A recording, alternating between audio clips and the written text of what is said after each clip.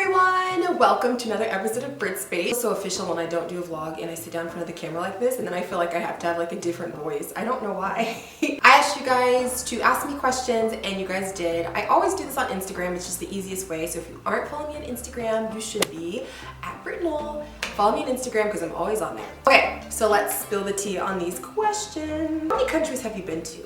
How many countries have I been to? Can we count the USA? If we're counting the United States, 1. I've been to the Bahamas.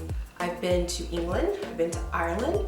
I've been to Scotland. I've been to Panama. Yeah, 6 countries then, if we're counting the United States. I've been to 6 countries. Would you ever consider leaving KC? At this point, I really don't think so. Audrey's in school here. She's super happy, obviously.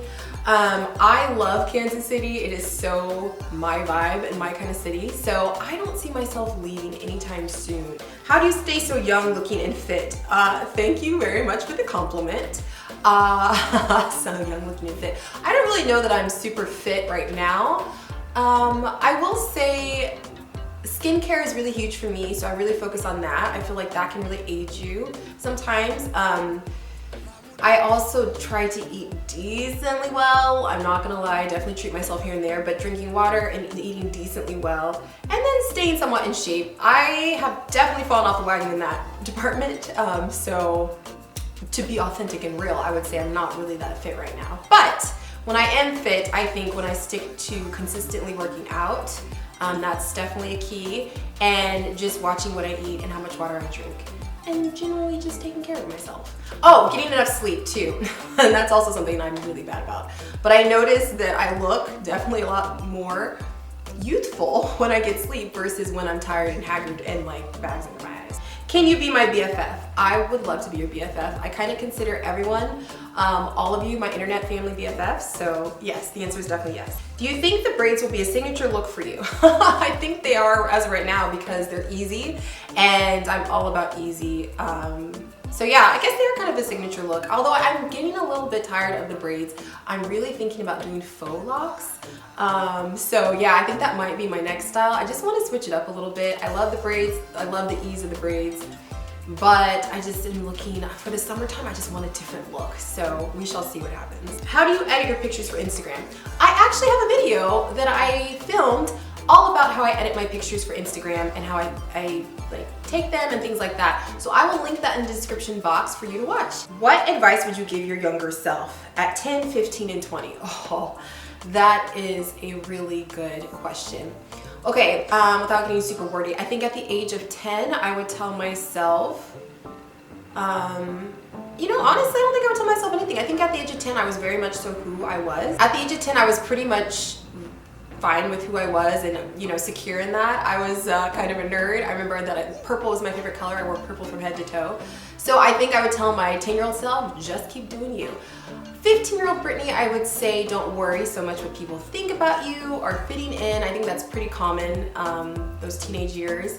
And when I was 15, I definitely struggled with where do I fit into this world, and should I change, should I be more outgoing, body image, things like that. So I would definitely just tell my 15-year-old self, be confident in who you are. 20-year-old self, I would say the same, but I would also tell myself to stand up for you. I feel like in my 20s, I definitely wasn't as confident in standing up for what I wanted and realizing that that's okay to be your own advocate. And it's not like selfish, it's not selfish or conceited, it's just called being an adult. So I would definitely tell my 20-year-old self, be more confident, stand up for yourself, be your own advocate. Your personal style with fashion and decorating change after you got a divorce? I don't think so. I think I've always had the style that I have, and I've always worn the things that I wear. As far as fashion goes, I think decorating the house, the only changes there were just certain rooms that I switched around a little bit, because when you live with someone else, you know, you have to take into account like what they like, but when it's just you, then it's like, hey, I can do what I like. So I will say decorating the house, it didn't really change my style, but I definitely switched things around the way I wanted them. But yeah, other than that, I would say no, everything has pretty much stayed the same. I don't think I've really changed that much as far as my style and all that goes. If you had to make one of your kids a newborn again, which one would you choose and why? That's a really great question. I love my kids at all the ages they are. I would probably say believe it or not, Maddox, if I had to make him a newborn again, not that I would want that, but if I had to, because he was the easiest newborn. I mean, none of my kids were actually super hard as newborns. Like, we didn't deal with colickiness or anything like that, thankfully. But Maddox was the easiest newborn. Like, as in, it was weird how easy he was, which he's made up for that since being a toddler and all that. But when he was a newborn, basically taught himself how to sleep. I didn't have to sleep train him. He just only cried if he was hungry, and otherwise he just chilled. He was the easiest newborn ever. From a scale of 1 to 10, genuinely, how happy are you? You always seem like you're a 12, and I'm happy for you. Oh my goodness, that is so sweet. And also a little concerning if I wonder if I really come across that way. I try to be upbeat and positive, but I'm definitely not a 12, that's for sure. Even more so to the point where I've been, on a scale of 1 to 10, I don't even want to say like I haven't been happy. I've just struggled a lot with dealing with life and feeling overwhelmed and feeling discouraged a little bit just about where my life is going directionally. I've also been dealing with just loss and missing my dad and processing that. I think that's something that doesn't ever really go away. It doesn't matter how long that person's been gone. So I would, to answer your question, I would say it depends on the day. There's definitely days where I'm a 10 or a 12. And then there's definitely days where I'm like a 4 or a 6. I think that goes for everyone. I mean, you can't be happy all the time. Although I do think happiness is a choice and joy is a choice, and it's something that I try to choose. But I always hopefully come across as realistic that no, I'm not always happy all the time, and my life is not always perfect. So I hope that you guys know that, and that that's apparent on my videos and social media and all that. Your boyfriend make an appearance on YouTube? That's a good question. I will say I don't really know. I don't think I will ever necessarily like do like boyfriend tag or like things like that. I just like to keep my relationship private and also respect his privacy. But I will say he shows up a lot more on my Instagram than he will ever show up on YouTube. So yet again, if you aren't following me on Instagram, you should. I don't know why Instagram to me is just a little more, it's like fun to share little bits, but it doesn't seem so, I don't know, it's just, I guess I have like less people following me there, I don't know. If you were not an influencer, what could you see yourself doing for a living?